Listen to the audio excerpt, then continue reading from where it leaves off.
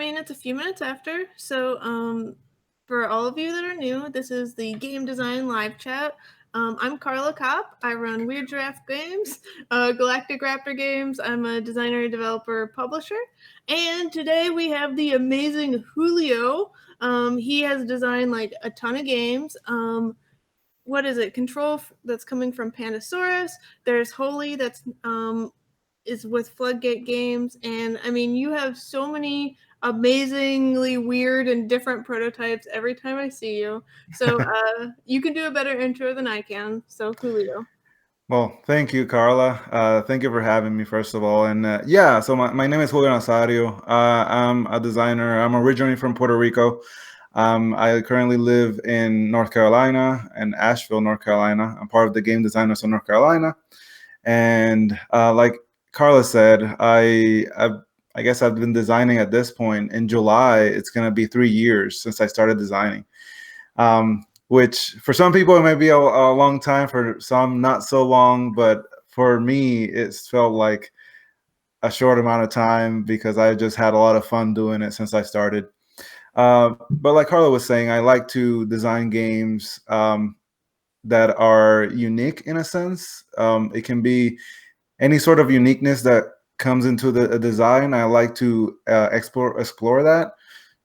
Like unique components, unique themes, unique merger mechanisms, that kind of thing. And really, it's I guess since I started, I'm currently on my 46th design.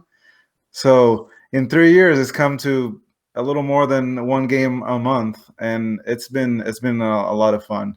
And I guess that, like you were saying, after 3 years, my first games are going to start coming out in 2020, which is I guess an interesting year to say the least for to come out on the industry. But I think it's just part of it. So it's one of those things that whatever happens happens, and we got to continue on.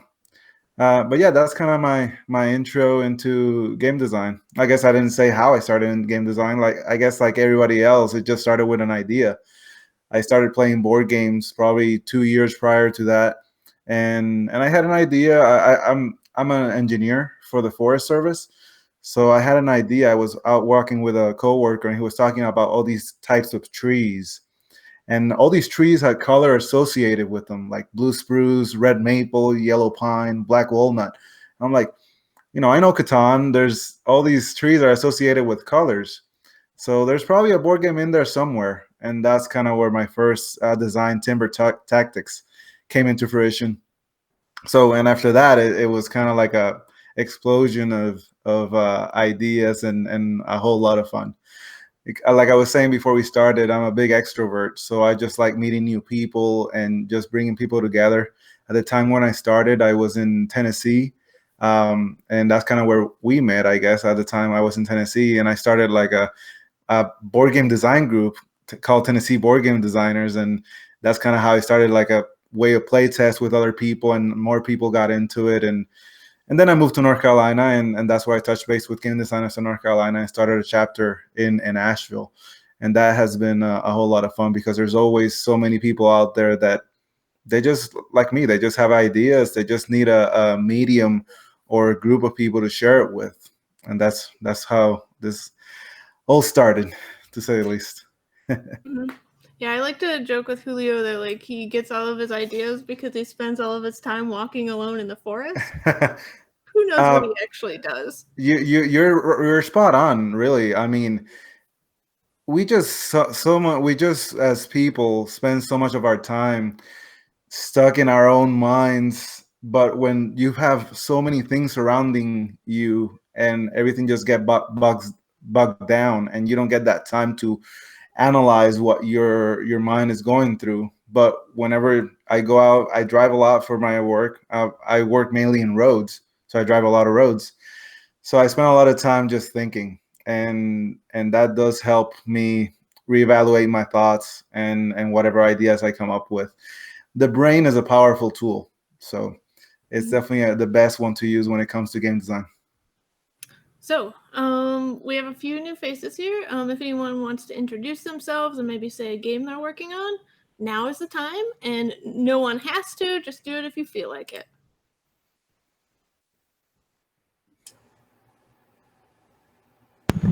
Hi, I'm Ananda. I'm a designer in St. Paul. One of the games I'm working on right now is a word wrestling game.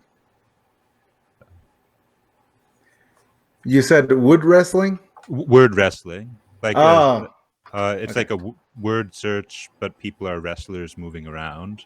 Okay. That's cool. Hi, I'm Matt Williams in Columbus, Ohio. And one of the games I'm working on is a cultist collection game. I'm also working on some otter games.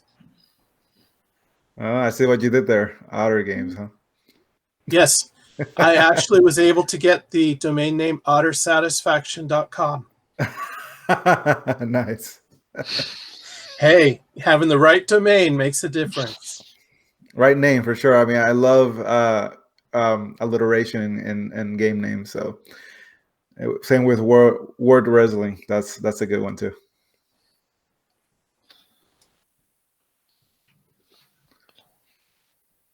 Okay. I don't know what order. I don't know whether everyone's looking at the same order of the people on the screen. I'm sort of expecting.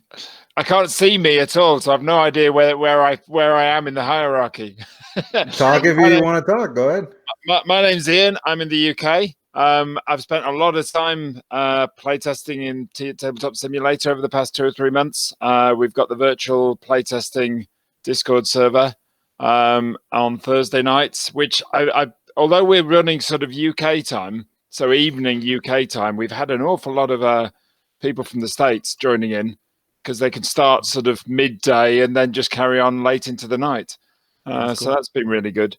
I actually had I've been playtesting some very rough prototypes, which I'm too embarrassed to talk about in the most recent playtests. A couple of 8-player games which are significantly broken and need a lot of work. But I've also recently, purely I think through the fact that publishers have got an awful lot more time. I got an email last week from a publisher I pitched to at Essen, and they're interested in something. Now, it hasn't gone any more than that sort of initial exchange of emails that, yes, the game is still available, even though I pitched it to them in October. But it's interesting that, them having more time to do stuff has sort of bumped things up their list of things that they're working on. So I'm just waiting to hear how much development that's going to need and whether I'm going to be part of it. Well, That's congrats cool. on hearing back. Yeah, congrats. Yes, well, indeed. One thing for sure that working with Tabletop Simulator, that opens up the possibilities of how you can show your games to publishers, especially absolutely. all around the world. So I think publishers are going. I mean, I don't know whether any of you are involved with the Pegasus Designer Day, where they invited people to pitch 3 games to them all in over the space of a weekend. I think they had at least 100 designers pitch. Wow. But I can see publishers doing that an awful lot more. Why do it at a convention when actually you can just meet up online, have a half-hour conversation over a lunch, pretty much at the time that suits them. I think publishers are going to do it an awful lot more. Mm-hmm. I agree. So I assume nobody else wants to introduce themselves? Oh, I can say hi. I'm Connor from Bay Area. I'm currently at the stage where I've sort of given up on all my current game design projects and I'm poking around for new ones. So that's me. Okay. And I'm Maddie Schrader. I'm in Springfield, Illinois, and I'm working on a hacking-themed action selection worker placement style board game. Hacking theme. Yeah. Cool. So, one of the things you already said, Julio, you were talking about you get all your ideas while you're driving because your brain just gets to, well, not all of them, but some of them. Yeah. Do you have anything that you use when you're driving to remember? So one thing, of course, I sometimes stop because I need to write something down, but I found lately that there's a really cool app. It's called Otter, actually. App. It's a free app. You get up to 600 minutes a month, but basically it's you're just talking and it writes down all your ideas so you can have it in a written format. So that's kind of a really good tool to when you're undisposed, of course, and it does help a lot. And I use it for my play tests when I do, personal, I guess, physical play testing, whenever to take feedback and all that, because you don't really think about it, but a lot of us probably takes notes and even audio. But when you have something like that where it transcribes your information, you can save a lot of time, even though you listen to it. Reading through it is a lot faster than just listening to it. So it's a cool app. You should all try out Otter. And how good is it when it actually sort of ends up on as text? It's really good. It actually differentiates between speakers. So it has, like, if my voice is a speaker 1 and then another person speaker 2 and stuff like that. So it's it's really good. It's really good. Again, it's a free app, so be free to try it out.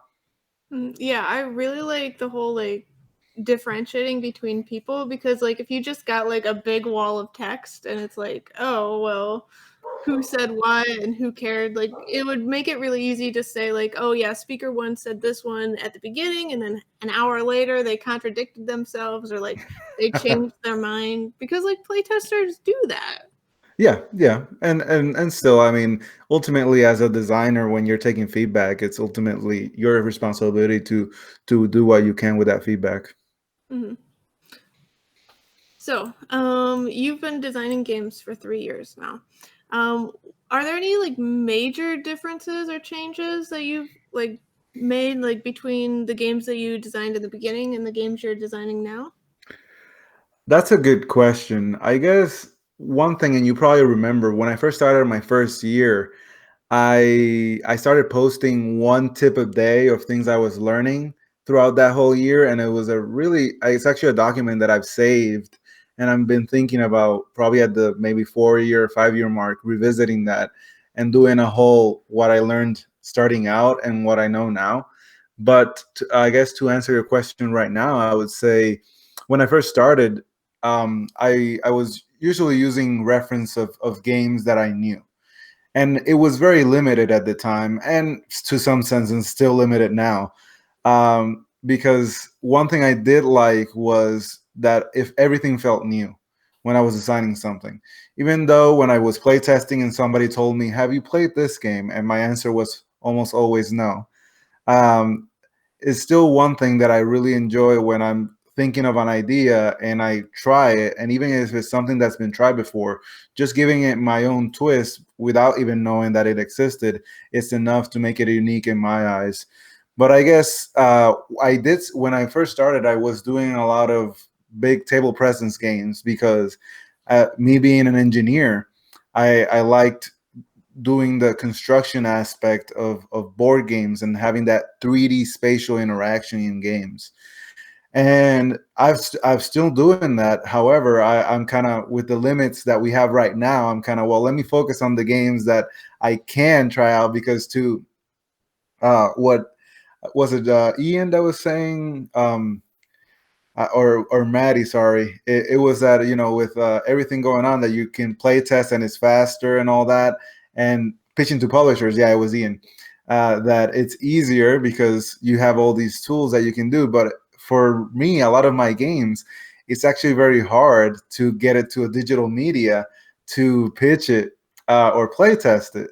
So it is one of those things that I think in the future, hopefully when we have our new normal, games that have that physical media, physical interaction could be something that publisher will look forward to, because there may be a lot of games that are very flat in a sense, which is not a bad thing. Because that's what people are working right now, because that's what people can work with. Yeah. I think one of my favorite ones of your games, just the prototype of it, was that the one with the marbles, where you have the marbles going down into different things and Ocean Explosion? No, I wish that were my game. No, that game is called Marvelous Works, and it's actually one of my heavier games. Is medium weight Euro that uses marble trails as the main interaction. So in a sense, it feels like Potion Explosion, but in Potion Explosion, it's one board for everybody, and this one, everybody has their own little puzzle in front of them, and they're trying to figure out how their marbles fall and remove them to do different items. And it's a worker placement game. So it has that heaviness to it, but that puzzle element makes it interesting in a sense. And it's actually one of the games that I'm very proud of because I actually brought it to Tabletop Simulator. Whoa. And I made it work with the marbles and everything, because we may get to this later, but I as an opportunity, since we have more time, I decided to level up as a designer in a sense, learn new skills and learn new tools.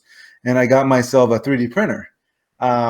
Because I like working with 3D elements, right? So I got myself a 3D printer. It's an Ender 3 Pro, and it was like $200. So it's not really that much of an expensive tool. And I learned 3D modeling through that, and that 3D modeling allowed me to do 3D models for Tabletop Simulator that allowed me to bring that game to life on that media. Oh, that is super exciting. So, do you have anything that you find that triggers having such creative ways to like make games instead of just, like the traditional cards and dice? Like, how do you come up with these things? This is a really hard question to answer, because ultimately it's kind of what's your inspiration, right? And really, it just comes out. I guess I don't have a way to get into the zone of getting inspired. However, I like to start off with things that I know, right?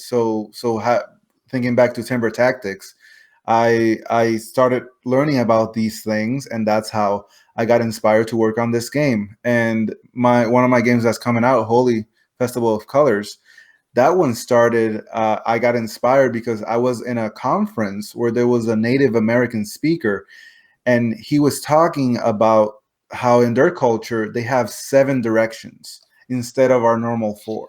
So they have the normal 4 plus the heavens, the earth, and the underworld.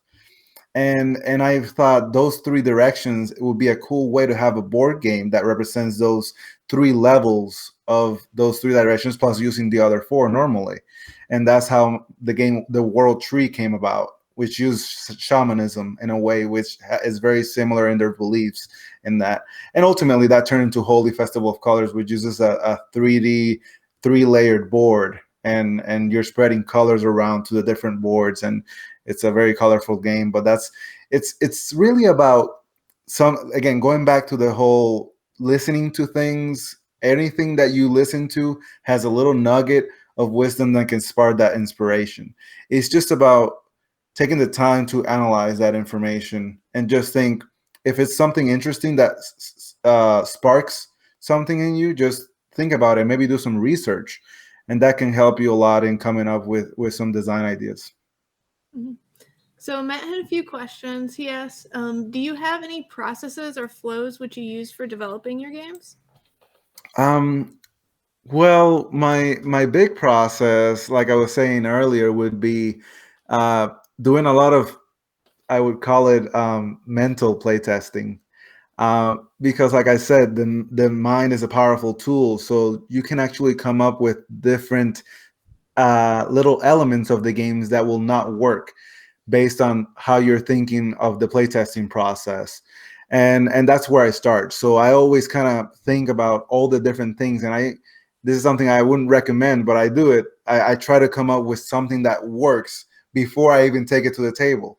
However, sometimes people may just keep in that loop of trying to make it work perfectly and never bring it to the table. But I try to bring it to that point where, okay, I think it may work, and let's try it. So yeah, it's kind of like trying to bring it to a point where I think it may work, and then I actually use Microsoft Publisher as my main tool of making board games, because it has. Do you use it too, Ian? It's just so easy when you've been using it for so long. It's just easy to carry on using it, isn't it? Yeah, and it has some really nice tools regarding the dimensional element of things. Again, a lot of my games have that construction factor, and I can come up with the dimensions, and I'm like, okay, I need 9 inches of this piece, 8 inches of this, and I can just make it in Microsoft Publisher real easy.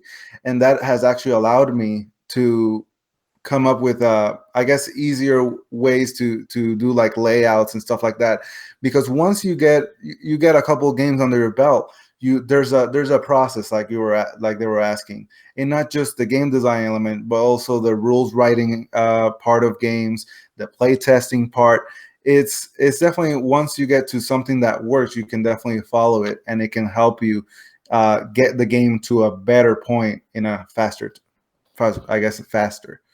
So, but I guess to answer your question about my process, it's mental playtesting, physical playtesting, iteration, physical playtesting, until a point where I think the game is at a good space, and that's when I start doing rules.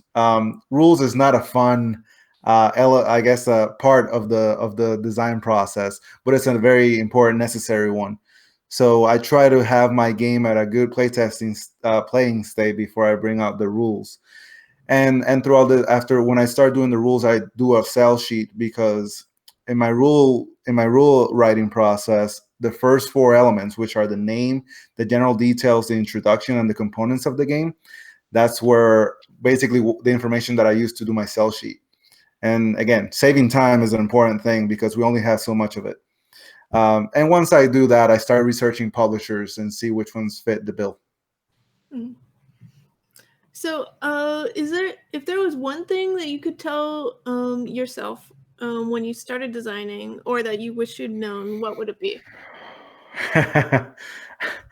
I don't know. I think I actually liked the way I did things, because one of the things I mentioned earlier was the fact that I didn't know a lot of games, and in a sense, that was like a double-edged sword, because it helped me a lot in coming up with things that were unique, but at the same time, it sometimes came up with things that already existed. One thing that comes to mind was have you all played the game Ket or Laser Chess? So I actually had an idea for that specific mechanism of using lasers and mirrors to do something in the game. So I was really excited, but of course, I did my research, and after you get an idea, sometimes I do my research because then it may be out there, and it was, and I was sad, to say the least, but it is one of those things that my future self would just say to my past self, "You're doing great. Keep going." I don't know what the future what comes in the future to come, but I think it's I guess at this point I'm in a good path, to say the least. And sometimes things may go down or up, but ultimately for me, it's just about having that fun element, because it's my hobby. I actually don't look forward to making this a full-time thing. I enjoy my job, and this is my hobby that I enjoy having fun. I don't do anything else. That's how I get to do a lot, because I just have a lot of fun doing this. This is my fun time. So Maddie asked, how did you go about designing games with unique table presence before you got a 3D printer? Well, cardboard.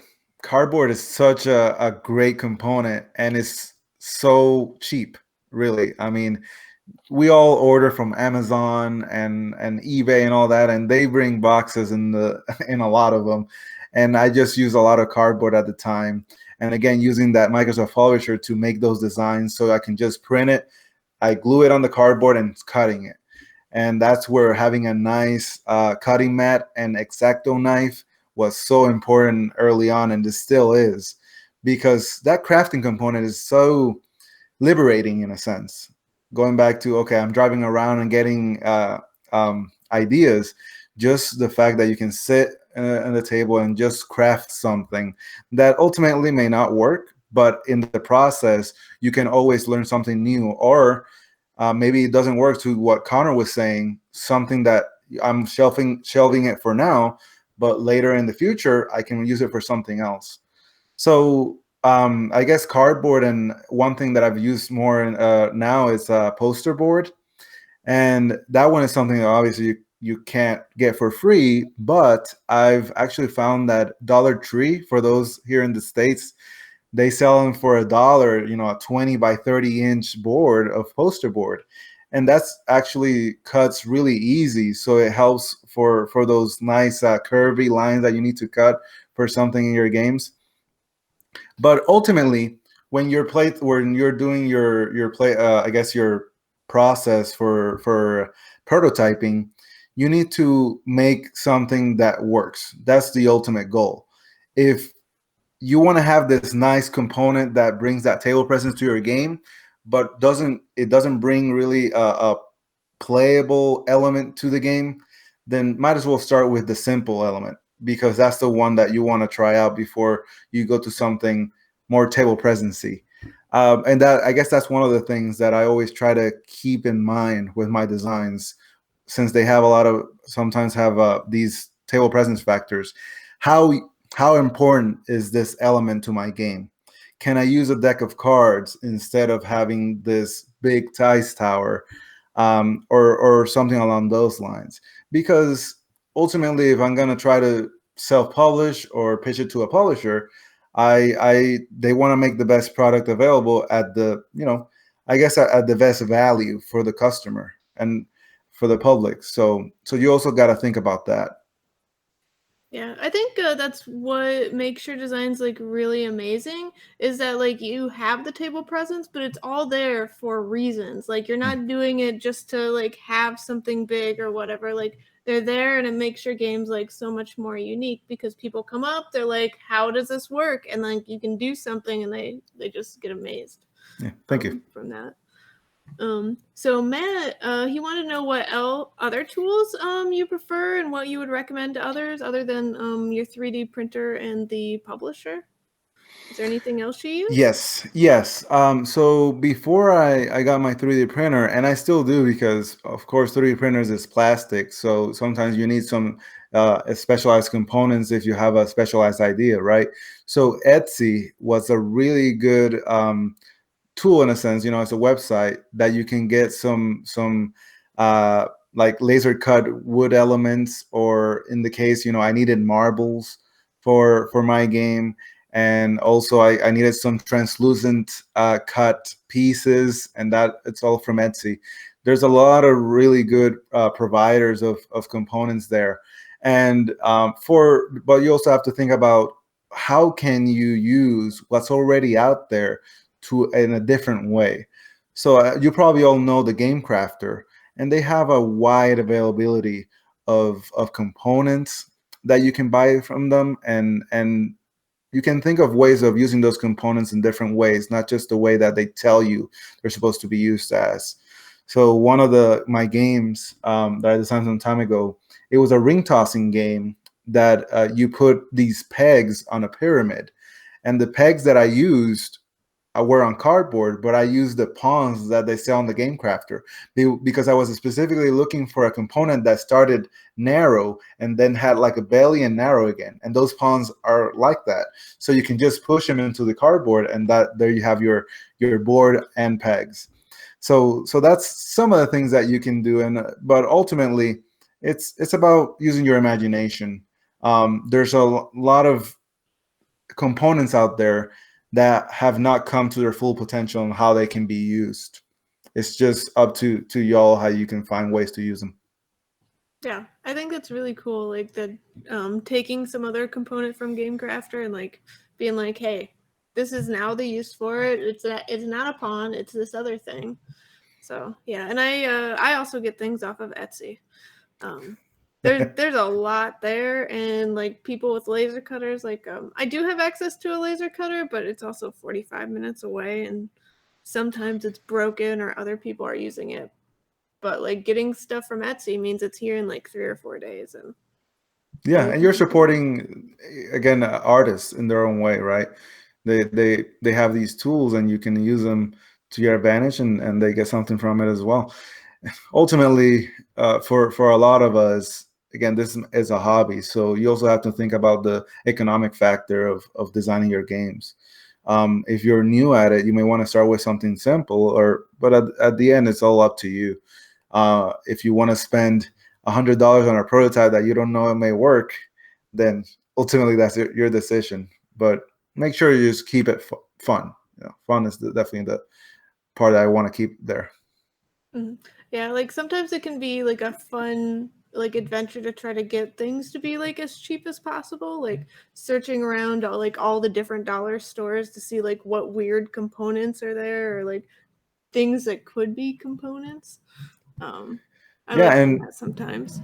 That's a cool thing with a tabletop simulator. Now you can just have anything and make any number of cards, and it's once you pay those $20, you can just do anything. But ultimately, you still have to keep in mind the production factor if you want to get this game to a physical sense, because that's ultimately how it's going to come out as. Since your games have such of the production factor, have you found it hard to like find the right publisher for games? Oh yeah, definitely. That's definitely a big part of once I get a game to a pitchable state, who do I pitch it to? And it used to be, oh, this publisher has something very similar to what I have. Let's pitch it to them. But at the same time, you also have to think, why would they be interested in the game that's similar to mine? Because that may just cut the audience from their other game. So you also have to, in a sense, think ahead in what the publisher is looking for, and don't be afraid to ask either. One of the really good tools that I used a lot was the Cardboard Edison Publisher Compendium. They have a lot of contact details for different publishers around the world. And I don't know if it has been updated recently, but it used to say what they were currently looking for as for future projects. And still that gives you a reference of games that in what line of games are they currently producing. Are they kids games? Are they family games? Are they heavier games? And that gives you some reference. And just start off with your dream publisher for that game. It doesn't hurt to ask, or I guess to do it. Ultimately, the worst thing that can happen is that they say no and you go on to the next one. I guess one big thing here is it's very important to have a thick skin, because you may be rejected a lot. I have, and I just keep going, and ultimately it pays off. And it may take 5 tries, or it may take 100 tries. If there's nobody interested in the game, then you have to leave it on the shelf for a while and come back to it in the future after you think of something to do better for it. But I guess to your question with the physicality of my games, it's definitely difficult because not all publishers have the accessibility of doing production on I guess 3-dimensional games. So I guess I have a limited availability of publishers, and I try to pitch to the ones that I think could do it. And sometimes it works, sometimes it doesn't. But this is we live in a pretty big world, so there's actually a lot of publishers out there, and some are looking to get into something bigger. Again, it's trying to look ahead, because if you see that they may have the I guess a way to publish your game in the future, it doesn't hurt to ask. Again, the worst thing that they can do is they don't answer your email, or they just reject you outright, and that's okay. Well, and another thing with that, when you're pitching games, like I've pitched to different people and gotten rejected, and like that's fine. But then asking like why, like if they have any reason, like I think it was Elf Creek Games, where I pitched a game, they liked it, and they're like, no, it's not a fit. And I was like, why? And they're like, well, there's all these cubes, and we don't do games with cubes. We always have to have fancy bits and stuff like that. And if you are like willing to like have the thick skin, like Julio said, and like try to figure this out, then you're like, oh, now I know if I have a game that fits that criteria, this is a perfect fit for them. Like making that an open conversation and not having like emotions in front of publishers is definitely and to what Ian was saying with publishers having a little more time now, just asking for that feedback, because a lot of times it's just a rejection. They don't give you a reason. But that you bring a good point, Carla. Just also ask them what was, I guess, why didn't fit in their catalog, and if there's something that stood out? What's the positive thing, and maybe what's the negative thing? And that you can keep that in mind when you do future playtesting, or any direction you want to take the game in the future. Mm. And you also mentioned the Cardboard Edison, and I believe they send out an email to all the publishers about every 6 months, and then the really? publishers can update or not as they wish. So. Oh, that's cool. I mean, I guess I'm not a publisher, so I didn't know that. That's good to know. Yeah. I don't know. I kind of hate updating it because I'm like, hey, just update the certain fields. Don't make me fill out everything every time. Just I don't know. You gotta talk to Suzanne and Chris then. I mean, it's a small team, but they're doing a good job. So yeah, they do a great work, and I really enjoy them, and I'm glad that they do it because then the compendium is out there and people can get it. Yeah. Matt had another question for you. What do you find easiest about game design, and what's the hardest?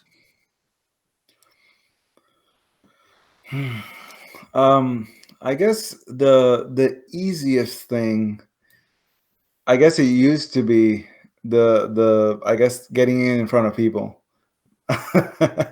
I guess right now I would say the easiest thing is just thinking about how the game is going to work.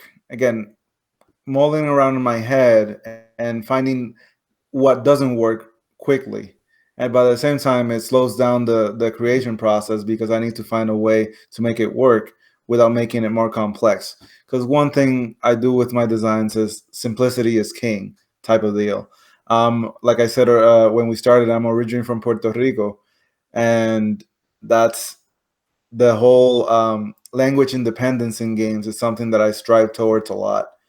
And just coming up with ways to make my games language independent is something that I keep in the forefront out on every one of my designs. And it comes real easy at this point because I've done it so much. I guess for the hardest thing in game design, I would say at the same time, it's dealing with the feedback from different people. Because when you're playtesting your game is not going to appease to everybody. You're going to have feedback from different audiences, and you got to find out how to make sure that feedback applies to your game, or if it doesn't. So parsing through that feedback and see when it applies to your own game is definitely a little thing that's it takes experience to do, and I'm still getting there. So it's definitely a harder thing for sure. So one thing I noticed about playtesting your different games is you seem to enter a lot of different contests.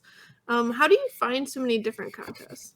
Well, I actually there's for those of you there's the Board Game Geek, the page boardgamegeek.com. There is a forum that's just for design contests, and I subscribe to that. And every time there's any post regarding to design contests, I will know about it. So there's all types of design contests for 18 card games, for bigger games. But I guess I like to go for the contest that appease to my strengths. I like working with the physicality of games. So I every year I try to go for the Korea Board Games Design Contest, which is actually one game that I've been working for the past 3 weeks. And I'm already done with the rules. I'm ready to send it, but it's been really fun because since I started, I used to do like one game after another, and I've come to this point where I'm working on 15 games at a time, so I'm only have so much time to work on each game. But when this due date came along, and that's what contests bring, right? They bring a set of limits to your design and also a due date. And when you spend all your focus on one thing, you can get a lot of work done. And in a sense, it kind of pushes you to be inspired in the design. So that's one game, I guess, the Korea Board Games Design Contest, and the Haba Design Contest for that's a good one as well. But there's a lot of them that you can find on Board Game Geek. Just subscribe to that design, I guess, design contest forum, and you'll get notified. And Again, that if you're lacking direction on where to go next, then you just need a set of constraints to work on, and that's what contests bring. So you talk about contests, like giving you like motivation and like deadlines and stuff. Like, have you found that anything else has been helping you out, especially during the pandemic? Oh yeah. Like I mentioned earlier, the pandemic, me staying at home a lot of the time, has pushed me to level up as a designer, and even work on my from my professional side of being an engineer. I've actually at the start of June, I'm gonna start studying for my professional engineering exam, which that takes a lot of time usually. So I'm gonna be working on that because I have the time to spend at home. I guess it's just getting that motivation to do it, which is hard to come, even though you're spending so much time at home. At the same time, your mental health is taking a toll. So it's definitely not easy. But I guess from a designer's perspective, I wanted to grow, and that's where I said, okay, I got a 3D printer. I learned how to do that. I learned 3D modeling. That's cool. Okay, Tabletop Simulator. I think this is a good tool to do my testing on a digital form, and I learned how to do that. That was great. I enjoy it a lot, and I still do. At this point, I think I have 9 games on Tabletop Simulator. And I started, of course, with the simple ones, and from there you can learn a lot. And YouTube is a good tool to learn anything, really. There's always somebody that's teaching something on YouTube. And I guess the last one, and it's one that I held on a lot to learn, and this was just a push that I needed, was Nandeck. Um, Nandeck is such a great tool to create cards through a spreadsheet. Um, for the Korea Board Games Design Contest, I have a deck of 120 cards. They're all the same layout of cards, and they just have a lot of information and a lot of changes between them. But through Nandeck, I just update the spreadsheet, and then I print the cards. It's easy as that. And I knew it, but at the time I just had the extra time to do it how I normally did it through Publisher, which was a lot of time. But now, through this push, I learned how to do it, and it's definitely been worth it. And for that, there's a really good tool on YouTube. I think the channel is called Streamlined Gaming. They have a 4-part series on Nandeck, and I recommend if you are interested in trying it out. It's a really good one. The 4 parts take less than 30 minutes, and Nandeck is a free program. So. I love Nandeck. I think like 2 or 3 weeks ago, I did like a whole we did this for like an hour or something to go through all the like cool stuff with Nandeck. Oh, nice. So yes, I love it, and every time I use it, I try to like learn something new because Andrea, who makes Nandeck, like she is constantly updating it, and there's a BGG forum for Nandeck as well, and she'll post like all the new things and how to use it and examples, and there's way more updates than you think that there will be. Now, one thing to keep in mind for everybody is that it's having all these tools is awesome, really. But at the same time, the ultimate tool is your mind. So having those constrictions of having Nandeck, you're just basically using it to make cards and tiles. But your mind can think of so much better things that you can just find a way to do it through other means. But if you have tools to make things that you need at a faster rate, go for it. But don't limit yourself to just that. You can also think of other components and game design elements that can come from this big tool here. Mm-hmm. If anyone else has any other questions, I think I got to most of these ones. Other than Matt's, what sort of game do you find yourself revisiting, either with mechanics, themes, etc.?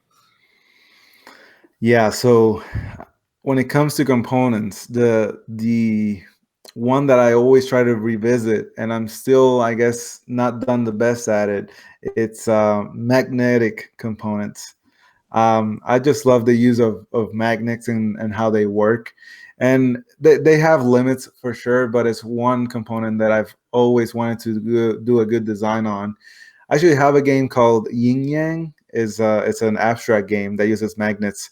And but it is one that I've always wanted to revisit a lot. So yeah, that and the translucent components is one. I have a design that uses translucent components, and those are really cool as well. Again, there's a lot of little things that you see used for anything else in the world, and you just have to give it that twist to use it in a board game, as long as it has a production, a way to produce it with the right value, I guess. So, you brought up earlier that you are now working on 15 games at the same time. How do you keep that all like straight, like all the playtesting and the statuses and everything? I have a minor in project management, and in a sense that has helped, but ultimately it's really what I would like to work with, what really gets me excited to keep working on. I think co-designers are definitely a great way to get motivated to work on a design that you may be behind on. I guess I'm not the best at co-designing because I like to get things done fast, and that process is a little slower, which is fine. At this point, I've learned that, but I think being accountable to somebody is definitely a way to keep track of what's going on in a design project. But I guess having a spreadsheet of all your active projects and having it color coded to what needs to be done, what's the status of it, if it's being evaluated by a publisher, if you sent any emails, and just following up and keeping up with it, which again, at the front end, it feels like it's a lot of time to spend, but on the back end, it saves time. And you also gotta leave some time for some of those new projects as well, because those are the ones that keep you motivated on keep working on new stuff and on the old stuff. But ultimately, don't I wouldn't want people to get stressed over what they're doing, because this is about having fun, right? If it's fun for you to work on just one game, don't be pushed to work on any more than that. If you want to work on 50 games at a time, if you have the capacity for it, go for it. Ian said, how many active projects do you have? Is it 15? No, I think I gotta check my list, but I guess it's probably around 21 or so. Because I have some games that ultimately, even the games that are on the shelf, I sometimes consider maybe that's an active project, because it always comes back to I'm thinking about that game and how to fix that problem that just held me back. But yeah, as of now, not counting the shelf projects, I would say about 20-ish games. Yeah, and I agree with that. Like, I have some games that, like, well, some of them are definitely on the shelf, and, you know, I haven't worked on them in a while, but other ones I haven't worked on in a while, but I think about, like, on and off, like, so they could get off the shelf at any point in time. Yeah. And again, sometimes you're designing a game and you have some idea for this game that doesn't work, but make sure to write that idea down, because it can be used for a game that you've worked on in the past. You just haven't made that link yet. Mm-hmm. So you don't use any tools other than, like, regular paper and Excel to keep all this? Yeah, really. Again, I do have, again, my calendar is definitely a big one as well, because I know that having due dates for things is going to be important. Okay, I have to meet with this designer on Thursday, then I definitely got to get what we talked about done before that. So it's really about managing your time, because a lot of you, not I guess all of you, have maybe a full-time job that doesn't have to do with design, and you have to make sure that's in the forefront, because that's that's your full-time job, and you got to give your all in that. But when you have that extra time, are you using it to your fullest? If you can use it for your design, or if you want to just take that break because you're exhausted and you just want to watch Netflix, then go for that. Yeah, I definitely agree. Like, you have to, like, if you keep pushing yourself, you'll just get burnt out. So, like, if you want to watch Netflix, like, you watch Netflix, and it's actually, like, worthwhile to do that because, like, when you're, like, having the brain downtime, like, your brain can solve whatever issues, like, that you couldn't if you were just like, okay, I'm going to sit down and think about this game. Like, Yeah. it'd be better to watch Netflix, and then Netflix will tell you how to fix it. Hey, or even better, Netflix has some really cool shows that may give you some inspiration for a new project. You never know. Mhm. That may be your excuse. Yeah, I know. Like, I do that sometimes. Like, I'll have like different projects, and I'll be like, well, I have to do some research, so I'm gonna have this Netflix thing on. Well, and it works. It's like I did this with one of my games, Degrees in Darkness, where I wanted to make a mini expansion, and I was like, I don't know what it's gonna be. And I started watching this show on magic, and it was like, oh yeah, they all have staffs. Everyone in this game could have a staff. What would that staff be like? And then like I made the mini expansion because I put on that anime. And it was like, reach Yeah, out, that's cool. That's cool. Yeah. done. Again, you can get inspired by what other things you like. I've made a game based on beach volleyball because I was reading a volleyball manga. So you can get inspiration from anywhere. Mhm. Do you have any other ways you get inspired? Like there's manga, there's you driving and walking in the trees. Where else have you gotten inspired? Well, a lot of y'all have different skills and different things, and you can start from there, because I guess one of my games that you mentioned coming out from Pandasaurus Games, Control. That game uses a three-dimensional cube the size of a Rubik's cube, and you're connecting smaller size cubes along that other cube. I guess I have just some visual here that can Yeah, help. the I don't visual. have the game with me, but here's a Rubik's cube. So you use a smaller cubes that you're connecting on a line of 3 cubes. But when you go to an edge, that wraps around. And you got to think that a cube has 6 sides. So ultimately, you're going to be scoring your color from different perspectives of the cube. But if a yellow cube is here and a red cube is here, then from this perspective, you can see yellow, but not from this perspective. So it's about blocking other people through the different directions of that.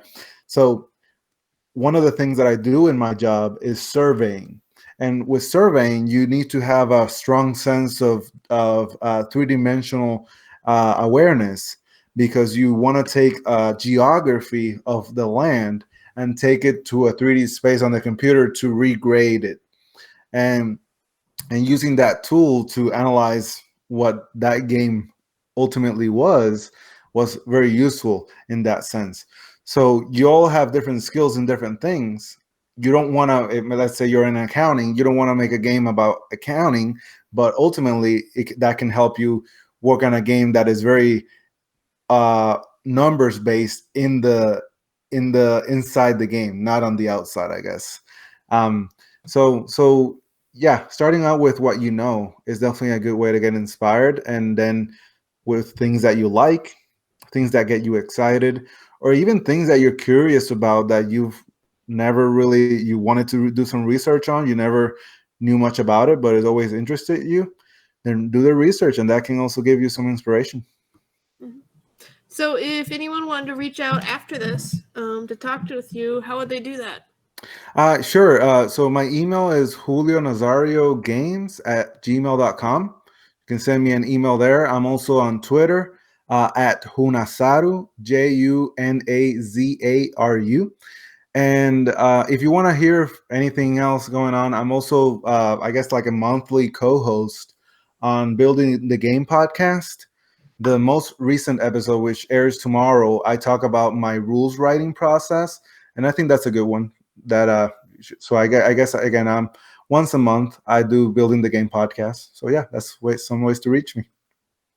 Okay, and I'll post all this into the I posted into this chat, but I'll post it in the Discord as well.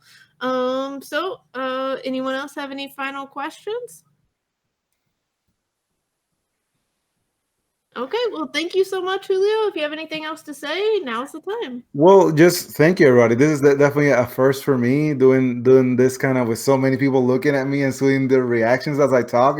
It's definitely I guess it has that social element for sure. I do enjoy that. So thank you all for just taking this time and listen to me ramble about design. I really appreciate that, and I hope you all hopefully get a small nugget out of everything that I said. So thank you for that. And later in this year, Holy is like a really cool game that Julio made from Floodgate Game, and Control was the one he was talking about with the Rubik's Cube. But yeah, like Control is just like so awesome with the physicality of it, and that's coming out from Pandasaurus later this year. Yeah, I think it's the release date is July 27th, so it's actually pretty close. And for Holy, it was on Kickstarter, but they're on the late pledge right now. And I think their date for that is November 2020. So Okay. Well, thank you all for listening. This episode will be up on YouTube whenever I get to that. And have a great rest of your weekend.